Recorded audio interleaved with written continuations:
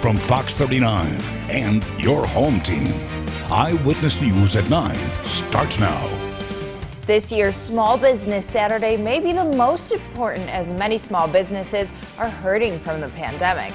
Coming up, hear from local owners on how this year looks much different. Plus, U.S. Chamber of Commerce officials give tips on how to avoid purchasing counterfeit products. In just a little bit, we tell you how much consumers typically spend on fake items each year. A local business uses their craft to give back to a Forest City organization in need. Coming up, we share how this candle will help benefit the Rockford City Market. Good evening, I'm Alexis Carpello. Thanks for joining us tonight. We'll get to those stories in just a moment, but first, Janesville police want to know if you recognize these suspects. Police say these two individuals took a cart full of items out of Walmart. It happened Wednesday in Janesville. The couple drove away in a green-gray Dodge pickup truck. Police ask anyone with information to call them or Crime Stoppers. Beloit police hope someone can recognize this person. Officials say he stole multiple items, but they didn't say from what store. Police again ask if you know who this is to submit a tip to them. We all know how important it is to shop local, but this year during the COVID-19 pandemic, it's vital to keep some businesses running. Ari Bruckman caught up with some local state line shop owners who say their goal was to keep customers safe. You know, the safety is the biggest thing that we're working on. It's Small Business Saturday and many local shops are hoping to boost their sales after many losses from the pandemic. Rockford Art Deli owner Jared Hennis says he prioritizes his shoppers' safety. We're following all the protocols, wearing masks, cleaning hands, trying to limit the store to 12 people if we can, but just physically distancing and just keeping things safe like as much as we can. For customers who don't feel safe entering a store, online shopping or curbside pickup is an option. Hey, our biggest thing is if you don't feel safe, you can shop online. All of our items are online to make it easier. You can do curbside pickup. Down the street, Bath and Body Fusion owner Jenny Ralston tells me it's been a difficult year, but she appreciates the support from her customers. It just makes my heart so happy. We pour our whole heart and soul into this business and hand making the products for the community and making it look magical for the holidays. So it just makes my heart so happy to see everyone coming out today. Both owners say they're grateful for customers helping them stay afloat. The biggest thing though is to support local, like deals or no deals, like you should just be out supporting your local economy in any way you can. Get out and support everything local you can. I share it almost every day on my social media accounts. Shopping local means more than ever this year. Being a small business owner, it's never easy in the town of Rockford or any town for that matter. So it really does make a huge impact. With winter coming, small businesses continue to encourage the entire community to shop locally. As you can see, residents made sure they made it out today to show their support. In downtown Rockford, for your home team, I'm Ari Bruckman. A small business here in the state line is stepping up after learning that Rockford City Market is unsure if it will open for the 2021 season. Candle CREST in Rockford created a candle specifically to help the city market. The owners say after learning about the substantial deficit the market was hit with in the 2020 season, they knew they wanted to help out. The candle, called the Rockford City Market donation candle, is one of their #1 fragrances. It costs $15 and 100% of the profit will go to help the market be able to run next year. To us, the city market was a place we called home for 10 years. We've ended there. We started our business there. And for us to be able to do this and help another startup business, that's our goal. I mean, we need to keep the city market going. It helps small businesses, it helps people grow, and it's a great thing to have in our community. We have a link to go purchase one of these candles on mystateline.com. The holiday season is officially here as Stroll on State kicked off their virtual and to-go celebration tonight. Rockford's Christmas tree is now lit in Davis Park, and residents were even able to enjoy fireworks displays across the Forest City. And it doesn't end there. From now through December, if you head down State Street, you'll notice decorated storefronts and even more Christmas decorations scattered around downtown Rockford. There will be events all season long. For the full schedule of Stroll on State, head over to mystateline.com.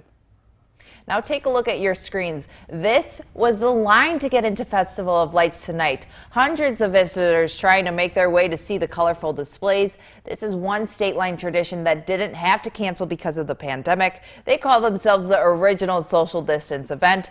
Festivals of Lights runs through the end of December. We'll have the link to the schedule of Festival of Lights on mystateline.com.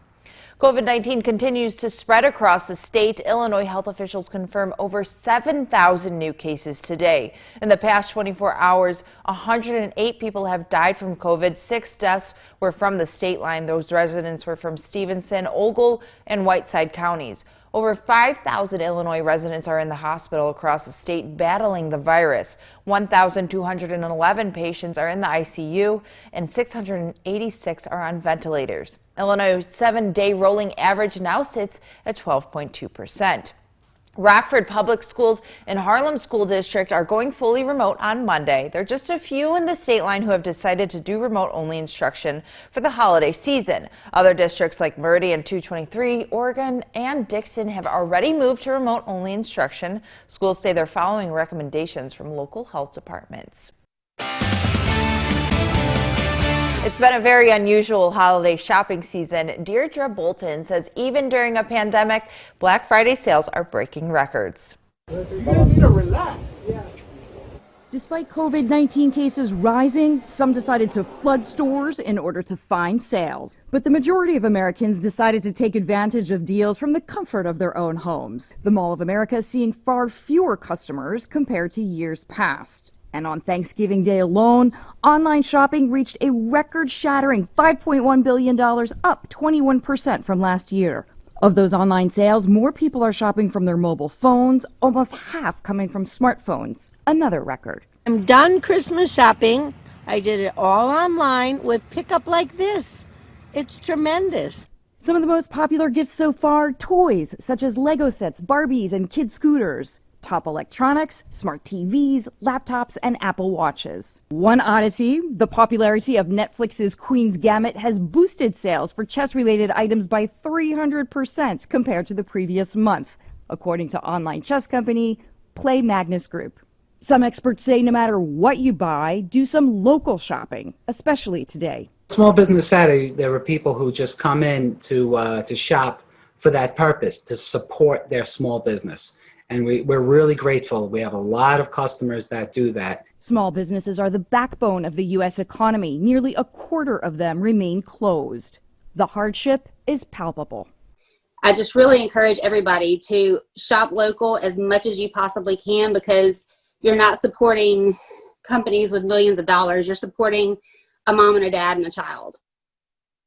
That was Deirdre Bolton reporting. It'll be interesting to see how Cyber Monday pans out. As we're preparing and crossing items off our shopping list, the U.S. Chamber of Commerce experts want the public to be aware of counterfeit goods. Now, counterfeit items are a problem all year long, but during a pandemic and the demand for gifts, household products, virtual learning items, and even health goods sales increasing, it's become a busy time for con artists. Experts say counterfeit products cost the global economy over $500 billion a year. They offer some tips to avoid those scams.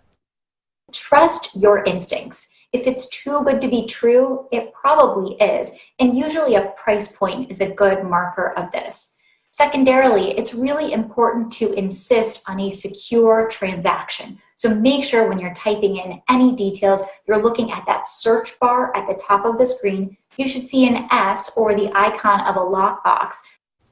Experts say to watch out for unrealistic deals. Many con artists know that people are trying to save as much money as possible due to the pandemic. Now your first warned weather forecast with meteorologist Kevin Doom.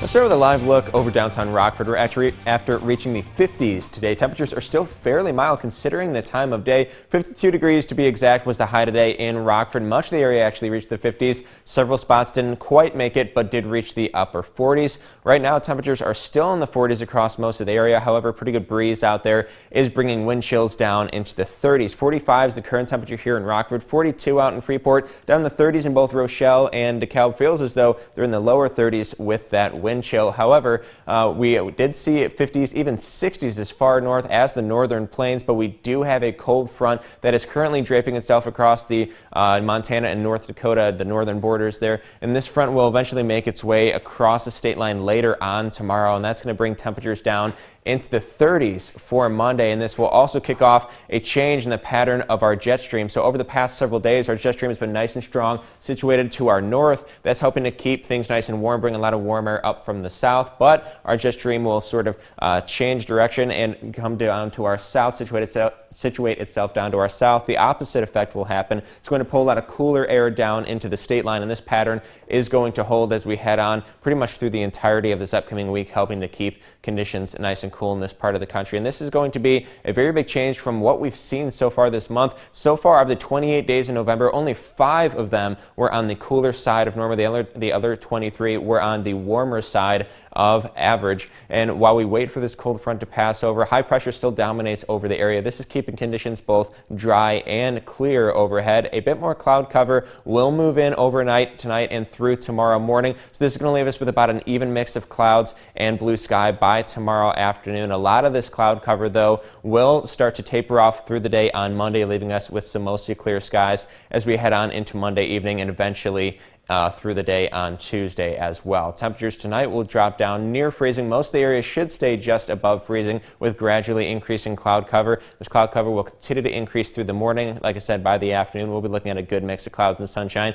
Still going to be much warmer than where we should be for this time of year. Not quite as warm as where we were today. We should be in the middle to upper 40s or so. Once again, not expecting any rain here in the state line. And pretty much this entire week, in fact, we're not expecting any rain or snow. Just nothing really to worry about other than pretty good breeze for both tomorrow and Monday. Winds could gust at around 30 miles an hour, and then you see those temperatures really taking a tumble starting on Monday, getting down to near freezing for a high. 30s, and then pretty much through the majority of this upcoming week, hopefully getting back into the 40s by this weekend, once again with no rain in the forecast all the way through then. Now the Napleton Sports Desk with David Greenberg. The Huskies were in Kalamazoo this afternoon for some weekend action, NIU and Western Michigan. Let's get to those highlights. In the second, NIU trailing a field goal. Ross Bowers takes the snap, rifles it down to Harrison Whaley, and the running back chugs his way in for the score. Second half now. Huskies inside the 5. Bowers gets it quick and lobs it up for Dennis Robinson. He makes the back shoulder grab and puts NIU up 24-17. In the fourth, Broncos trailing 27-20. Caleb Ellaby finds Sky Moore for the wide open score. That ties it up. Broncos get a field goal to take the 3-point lead. 4th and 7 now. NIU needs a miracle. Bowers running left, throws, and it's incomplete. The winless Huskies take the undefeated Broncos all the way to the end, but drop to 0-4 with the 30-27 loss. In other action, 2 of the top teams in the conference, Buffalo and Kent State, squared off today in an absolute shootout.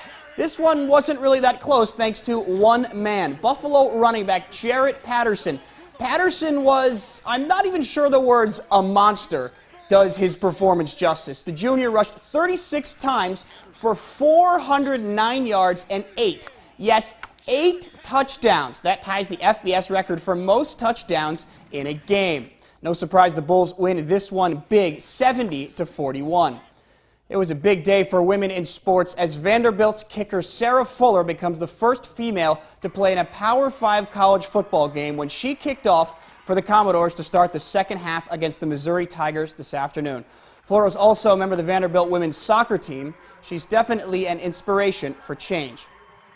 I just want to tell all the girls out there that you can do anything you set your mind to. You really can. And if you have that mentality all the way through, you can do big things. The Bears and Packers will meet for the 201st time tomorrow night in prime time on Sunday Night Football. The Packers lead the all-time series with 99 wins to the Bears' 95. There's also been 6 ties. The Packers have dominated in recent years, winning 8 of the last 10, including the most recent back in 2019 at Lambeau. Rodgers led the Pack to a 21-13 win. Here's both coaches. This move and where we're at right now with Mitch starting is a great opportunity in 2 ways, right? He's worked hard this time that he's been the backup to be prepared for if and when this time does come, whether it's through performance or whether it's through availability or injury. We got a lot of home games coming up, and this, as we've all seen, this weather's not always the best to throw the ball into. So I think that's important as we continue and progress later into the season. On that tablet. North News, the Lions announced today they fired their head coach Matt PATRICIA and general manager Bob Quinn after the team's 4-7 start. PATRICIA was 13-29 in his roughly 2.5 seasons. Tonight, 54-year-old Mike Tyson makes his boxing return for the first time since June 11, 2006. He'll fight 51-year-old Roy Jones Jr. in a pay-per-view event. Jones weighed in at 210, while Tyson came in at 220 pounds, the lightest he's been for a fight since he fought Evander Holyfield in 1997. That's it for sports. We'll be right back. Let's have a look at our first Warren Interactive Radar, sponsored by Rockford Auto Glass and More. You can find this on mystateline.com after a very sunny Saturday here in the State Line. Still seeing very clear skies overhead, obviously no rain anywhere close to us. Tomorrow we will see a little bit more cloud cover. Clouds will build up through the night and into tomorrow morning, which will lead to about an even mix of clouds and sunshine as we head on into tomorrow afternoon. Tomorrow's going to be another mild day, not quite as warm as it was today. However, we should reach the middle to upper 40s, still well above normal. It's also going to be fairly breezy out there both tomorrow and on Monday, winds gusting around 30 miles an hour. Big difference, though, is going to be that temperature. It's going to feel a lot different out there to kick off your work week. Temperatures falling into the lower 30s, down near freezing for a high. Temperatures will slowly warm through the week. We should hopefully get back into the 40s by the weekend. You can see very dry conditions as well all the way through next weekend, not expecting any very good chances for rain or snow. Thanks, Kevin. Thank you for joining us. We'll see you tomorrow.